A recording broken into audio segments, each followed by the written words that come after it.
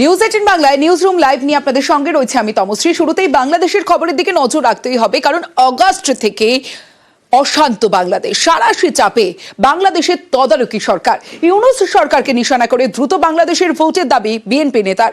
আওয়ামী লীগের প্রাক্তন নেতা ও তদারকি সরকারের বিরুদ্ধে সুর চড়িয়েছেন। অন্যদিকে শহীদ বুদ্ধিজীবী দিবসের বার্তায় তদারকি ইউনূস সরকারকে দাঁত ভাঙা জবাব দেওয়ার ডাক শেখ হাসিনার।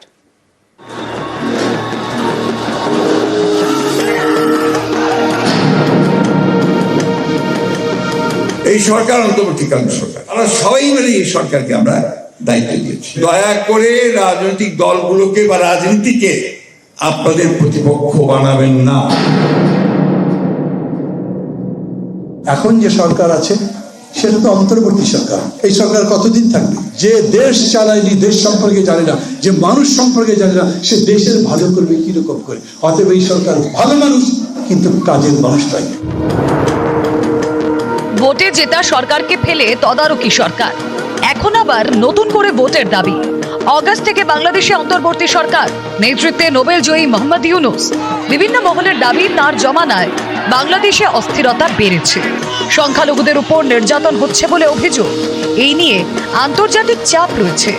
আর এই পরিস্থিতিতে বাংলাদেশে দ্রুত ভোটের দাবি বিএনপি নেতা।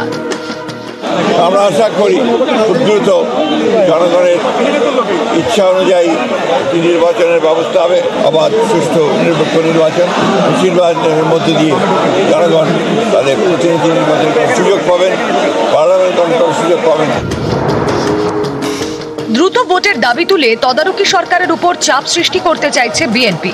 পাশাপাশি ইউনূস সরকারকেও নিশানা করেন বিএনপি নেতা। এই সরকার অন্তর্বর্তীকালীন সরকার, আমরা সবাই মিলে এই সরকারকে আমরা দায়িত্ব দিয়েছি।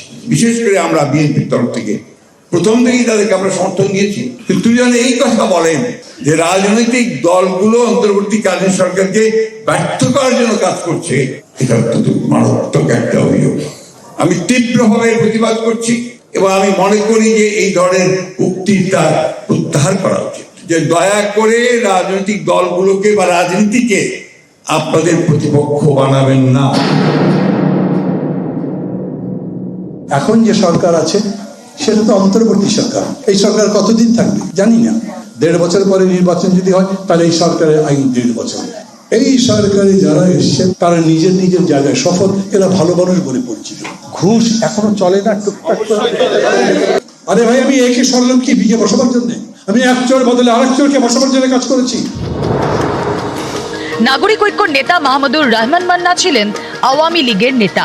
বিভিন্ন সময় তিনি শেখ হাসিনা সরকারের সমালোচনা করেছেন। এবার তার নিশানায় ইউনূস সরকার। এই সরকারে যারা এসছেন তারা ভালো মানুষ, তারা লুটেরা না, তারা মিথ্যুক নয়, তারা প্রতারক নয়। যে দেশ চালায়নি, দেশ সম্পর্কে জানে না, যে মানুষ সম্পর্কে জানে না, সে দেশের ভালো করবে কিরকম করে? অতএব এই সরকার ভালো মানুষ, কিন্তু কাজের মানুষ তাই। শনিবার বাংলাদেশের শহীদ বুদ্ধিজীবী দিবস। এদিন দেশ জুড়ে নানা কর্মসূচি পালন করে আওয়ামী লীগ। তার আগে দলের নেতাকর্মীদের বার্তা দেন শেখ হাসিনা, নিশানা করেন ইউনূস সরকারকে। বিবৃতিতে হাসিনা জানান, জাতির এক গভীর সংকটময় মুহূর্তে এবছর শহীদ বুদ্ধিজীবী দিবস পালিত হচ্ছে। স্বাধীনতা বিরোধী এবং বুদ্ধিজীবী নিধনকারীদের দোসররা দেশি বিদেশি ষড়যন্ত্রের মাধ্যমে নির্বাচিত আওয়ামী লীগ সরকারকে হটিয়ে অবৈধভাবে ক্ষমতা দখল করে সাধারণ মানুষের উপর অমানবিক নিপীড়ন নির্যাতন চালাচ্ছে। স্বাধীনতা বিরোধী অপশক্তির এসব অপকর্ম বীর বাঙালি কোনোদিন মেনে নেয়নি, ভবিষ্যতেও নেবে না। এদের দাঁত ভাঙা জবাব দেওয়ার জন্য আমি মুক্তিযুদ্ধের চেতনায় বিশ্বাসী, সকলকে ঐক্যবদ্ধ হওয়ার আহ্বান জানাচ্ছি। যেভাবে অর্থনীতি চলছে তাতে মোহাম্মদ ইউনূসের পক্ষে ভারসাম্য রাখতে পারছেন। এই জায়গায় দাঁড়িয়ে যদি রোহিঙ্গারা রিফিউজি ক্যাম্প ছেড়ে আরো ভেতরের দিকে ঢোকার চেষ্টা করে এবং রোহিঙ্গা এই রিফিউজি ক্যাম্পগুলো কতদিন মেনটেন করতে পারবে, এটাও কিন্তু যথেষ্ট সন্দেহ আছে। বাংলাদেশের অর্থনীতিতে একটা বিশাল চাপ পড়বে। আমার মনে হয় না যে ইউনূস সেই পজিশনে আছে যে নতুন যে রিফিউজির চাপ সেটা সহ্য করতে পারবে। নিউজ 18 বাংলা।